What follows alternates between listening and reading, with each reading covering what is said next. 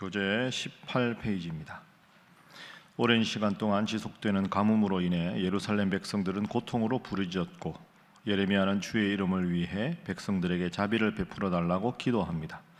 하나님께서는 큰 가뭄의 재앙이 닥친 것은 백성들이 지속적으로 잘못된 길을 따라갔기 때문임을 알려주시면서 예레미야에게 자기 백성을 위하여 기도하지 말라고 말씀하십니다.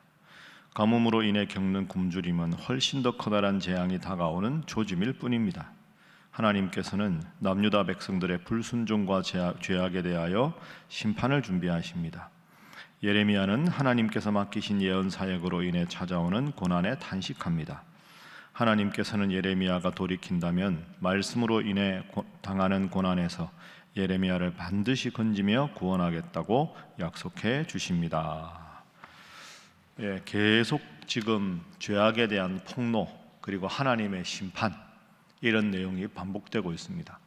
예레미야서가 52장까지 있는데 그 1장부터 25장까지는 너희가 잘못하였으므로 범죄하였으므로 내가 심판하리라. 그런데 예레미야가 용서해 주십시오. 안 된다. 참을 만큼 참았는데 더 이상은 안 되겠다. 심판하리라.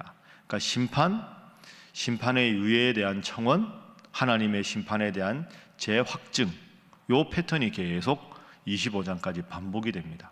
그러니까 여러분이 이렇게 읽다 보면 하나님의 심판이 있을 것이라는 예언이 계속 반복된다는 그런 느낌을 받으실 겁니다. 자, 오늘 본문에는 어떤 심판에 대한 예언이 있는가? 14장 1절 말씀 함께 읽어보겠습니다. 자, 시작.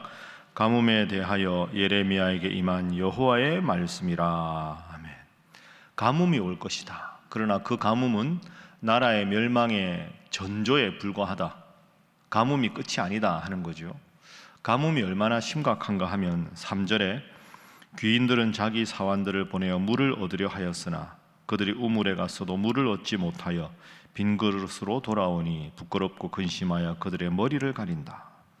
귀인들이 귀족 아닙니까? 귀족들이 직접 물을 떠러갈 수 없으니까 밑에 있는 종들에게 물을 떠오라. 근데 도저히 물을 구할 수가 없다. 자, 귀족들이 얻을 물을 구하지 못하면 귀족 아래에 있는 평민이나 하인들은 아예 물을 얻을 시도조차 못한다는 거죠. 그러니까 귀족들은 그 나라에서 제일 높은 사람인데 신분상 그 사람들이 물을 못 얻을 정도로 심각한 이 나라의 위기가 올 것이다 하는 겁니다. 왜 이런 심판이 있을까요? 왜 하나님이 계속 이런 심판을 예언하시고 가뭄까지 말씀하실까? 그 이유는 우리가 살펴본 대로 골든타임을 놓쳤기 때문입니다.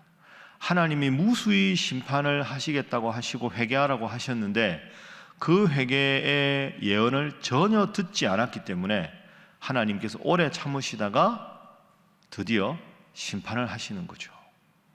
그래서 제가 주일날 여러분과 말씀을 나누었죠. 모세가 우리와 비슷하게 연약한 사람이었지만 모세와 우리의 다른 점은 모세에게는 영적인 원점이 있었다. 그 호렙산의 경험, 하나님이 자기를 소명자로 부르시고 동역자 아론을 만나고 그리고 십계명 두 돌판을 받은 산, 시내산의 호렙산이니까 그 경험이 모세를 모세되게 하였다. 지금 이 남유다 백성들은 그게 없는 겁니다.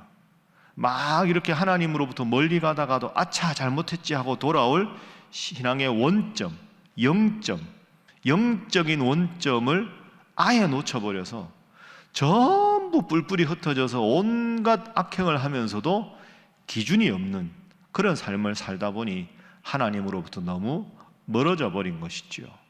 그래서 오늘 본문을 통한 우리 첫 번째 기도 제목은 내 영적인 원점을 늘 기억하게 하소서 하는 것입니다. 영적인 원점을 늘 기억하게 하소서. 그래서 늘 내가 지금 하나님 앞에 정직한가? 말씀 위에 바로 서 있는가? 늘 이걸 점검해서 좀 멀리 나갔다 싶으면 회개하고 돌아오고 또 일상에서 반성해야 될 걸 반성하고 이 기준점이 있어야 되는데 그 기준점이 없는 시대였다. 그러니까 흔히 말하는 대로 곱비 풀린 망아지처럼 온갖 죄를 다 지으면서도 아무도 그 죄의 심각성을 알지 못하게 되었다. 자, 이렇게 되면 나라가 망하는 겁니다. 그럼 이렇게 나라가 망해갈 때 누가 여기서부터 돌이켜야 될 거 아닙니까? 이대로 가다가 망한다, 이래서는 안 된다, 그런 사람들이 반드시 필요하지요. 그래야 일반 백성들이 그런가 보다, 우리가 다 잘못된 방향으로 가는데 그걸 미처 깨닫지 못했구나. 그럼 누가 돌이켜야 됩니다. 자, 그 장면을 한번 보겠습니다. 14장 13절부터 보십시오. 그 시대를 깨우쳐야 할, 하나님께 돌이키게 해야 할 선지자들의 모습이 나옵니다. 이에 내가 말하되 슬프도소이다. 주 여호와여 보시옵소서. 예레미야가 말합니다. 선지자들이 그들에게 이르기를, 그들은 남유다 백성들이겠죠. 하나님의 말씀 위에 바로 서야 하는 선지자들이 남유다 백성들에게 너희가 칼을 보지 아니하겠고 기근은 너희에게 이르지 아니할 것이라. 내가 이곳에서 너희에게 확실한 평강을 주리라. 이 선지자들이 하나님이 이런 말씀을 하신 적이 없는데 괜찮아, 다 잘 될 거야, 아무 문제 없어, 이 거짓 선지자가 되어버린 겁니다. 14절 여호와께서 내게 이르시되 선지자들이 내 이름으로 거짓 예언을 하도다. 하나님의 그 찢어지는 마음입니다. 선지자들이 내 이름으로 거짓 예언을, 나는 그들을 보내지 아니하였고 그들에게 명령하거나 이르지 아니하였는데 그들이 거짓 계시와 점술과 헛된 것과 자기 마음의 거짓으로 너희에게 예언하는도다. 그러므로 내가 보내지 아니하였어도 내 이름으로 예언하여 이르기를 칼과 기근이 이 땅에 이르지 아니하리라. 여러분, 나라가 타락하는 것은 지도자가 타락할 때 백성들이 타락하는 겁니다. 타락하다가 돌이킬 때도 선지자들, 지도자들이 바로 설 때 백성들은 그걸 보게 되는 거죠. 그래서 두 번째 기도 제목은 지도자들이 바로 서고 회개하게 하소서 하는 것입니다. 그래야 나라가 바로 서는 거죠. 특히 선지자들, 영적 지도자들이 말씀 위에 바로 서고 백성들을 바르게 인도하게 하소서. 어떻게 보면 일반 백성들이 잘못해도 괜찮다 이런 뜻이 아니라 백성들의 죄악은 2차적입니다. 그래서 성경에 보면 예수님과 예수님 믿는 사람들 제일 많이 드는 비유가 양과 목자의 비유 아닙니까? 예수님이 우리의 목자가 되시고 우리들은 예수님, 목자 되신 예수님을 따라가는 양떼다. 그런데 양떼의 특징을 제가 여러 번 말씀드렸죠. 그 초식 동물 중에서 제일 자기를 방어할 방어 기제가 없는 초식 동물 중에 하나가 양입니다. 양은 시력이 극히 안 좋습니다. 10m 앞도 제대로 못 봅니다. 양은 뿔도 없고 날카로운 앞발도 없고 빨리 달릴 수 있는 주력도 없습니다. 양은 자기를 보호할 게 별로 없습니다. 그리고 양은 앞에 있는 목자만 따라갑니다. 그러니까 목자가 시냇가로 인도하면 물을 마시고 벼랑으로 인도하면 앞에 있는 양만 시력이 너무 떨어지니까 앞에 있는 양만 보고 쫄쫄 따라가거든요. 앞에 있는 양이 벼랑에서 떨어지면 다 떨어져 죽습니다. 참 순한 동물이지만 자기를 보호할 기제가 없는 게 양입니다. 일반 백성들이 우매하다 이런 뜻이 아니고요. 지도자가 바르게 인도하면 그 지도자를 따라 영적으로 바로 설 수 있는 사람들이 백성이고, 지도자가 타락하면 타락인 줄 모르고 그저 따라가는 사람들이 백성일 수 있다. 그러니까 지금 하나님은 14장에서 선지자들이 잘못했다, 지도자들이 잘못했다, 죄악은 이건 죄도 아니다, 가뭄 금방 끝날 것이다, 하나님의 백성인 우리가 다른 나라에 질 리가 없다, 계속 그렇게 하니까 자기 죄악에 대해서 아무런 경각심을 갖지 못하고 온갖 죄를 짓게 되는 거죠. 지도자들이 하나님 앞에 바로 서야 할 이유가 여기 있는 겁니다. 제가 주일에 설교했지만 저나 여러분이나 다 말씀이 기준이 돼야 하지 않습니까? 주일날 설교 다 끝나고 이제 제가 집에 갔습니다. 저녁에 이제 저녁 먹고 제 아이랑 이야기를 하는데 이제 아이가 저한테 아빠 설교 잘 들었어요. 이제 이런저런 이제 이야기를 하다가 저한테 그렇게 질문합니다. 아빠 오늘 말씀하신 하나님 말씀 잘 들었는데 아빠한테는 호렙산이 어디예요? 이렇게 묻더라고요, 저한테. 아빠에게는 호렙산이 어디입니까? 그 제가 그랬습니다. 뭐 이런저런 이야기하다가 호렙산은 장소잖아요. 저한테는 신일교회 목양실이 제 호렙산입니다. 그래서 저는 제일 편한 곳이 제 목양실입니다. 제가 목양실에서 설교 준비하고 여러분 위해서 기도 제목 낸 거 기도하고 교회를 하고 하는 시간이 줄어들면 줄어들수록 그건 저한테 큰 적신호가 되지 않겠습니까? 여러분에게 호렙산은 어디입니까? 다른 해석이 다 가능하겠지만 신일교회 예배당이 여러분의 호렙산이 되어야 하는 줄로 믿습니다.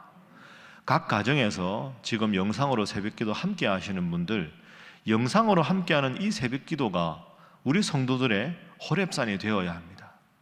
내가 바쁘다는 핑계로 예배를 등한시하고 새벽기도 등한시하고 집에서 영상으로라도 말씀과 함께하는 것 등한시하면서 의뢰 바쁘니까 그럴 수 있다라고 자신의 영적인 게으름을 합리화하는 순간 남유다 백성의 모습이 우리의 모습이 될 수가 있다.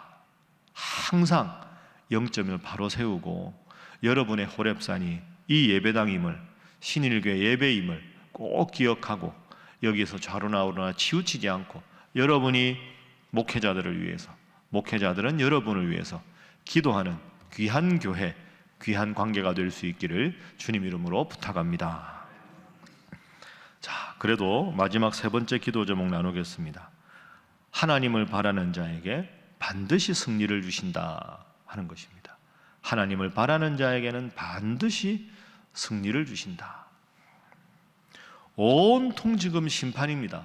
심판, 멸망, 패배 계속하지만 성경을 계속 읽어보다 보면 하나님은 심판을 말하지만 하나님을 찾는 자들은 반드시 내가 보호하겠다 하는 보호에 대한 약속을 반드시 주십니다.